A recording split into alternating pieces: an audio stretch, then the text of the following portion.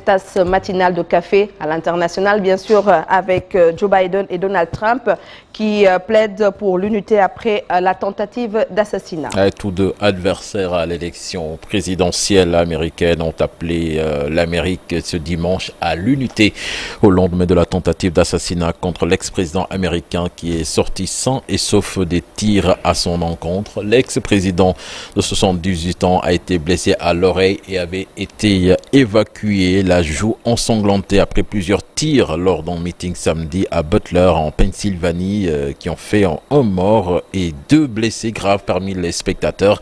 La personne décédée a été identifiée comme étant un ancien pompier, Corey Compretor, âgé de 50 ans selon le gouverneur de cet état du Nord-Est.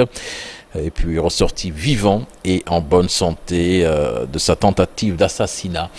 Les partisans de Donald Trump le voient comme un surhomme. Il sort de sa tentative d'assassinat glorifié, voire divinisé par son camp. Donc relate le correspondant de France 24 aux États-Unis. Les républicains veulent croire donc à une intervention providentielle pour protéger Donald Trump des balles du tireur, une façon de montrer que Dieu serait dans leur camp.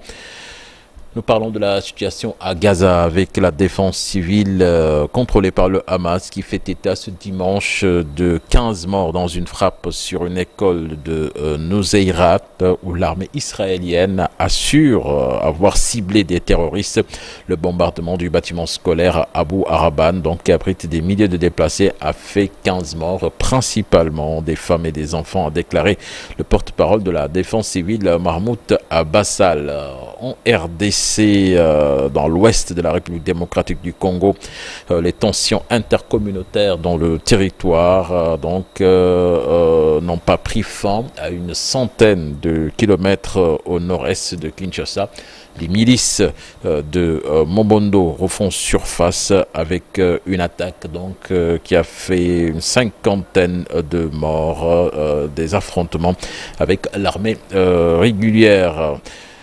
5 personnes ont été tuées dans l'explosion d'une voiture piégée dans un café de Mogadiscio, la capitale somalienne, qui était bondée en raison de la retransmission de la finale de l'Euro 2024. C'était ce dimanche. Les images publiées en ligne montrent une énorme boule de feu et des panaches de fumée s'élevant dans le ciel nocturne alors que l'explosion a ravagé l'établissement populaire du centre-ville. Justement, l'Euro 2024, on en parle avec l'Espagne sur le toit de l'Europe, la Roja, qui a été sacrée hier à Berlin face à l'Angleterre. Victoire 2-1. Donc l'Espagne qui devient la nation européenne la plus titrée avec 4 coupes d'Europe. L'Espagne qui savoure son titre, de même que l'Argentine qui réussit le back-to-back. Les Argentins se sont imposés difficilement face à la Colombie après prolongation lors de la finale de la Copa América, 1-0, un but signé à Lautaro Martinez. Un sacre qui fait de Lionel Messi le joueur le plus titré de l'histoire du football avec 45 titres devant Daniel Alves. A rappelé que ce match sur le plan de l'organisation a été un fiasco total, catastrophique, puisque la finale a été décalée pratiquement d'1 heure à cause des problèmes de billetterie et des supporters argentins et colombiens qui sont entrés dans le stade sans payer leur ticket d'entrée. Voilà, c'était tout pour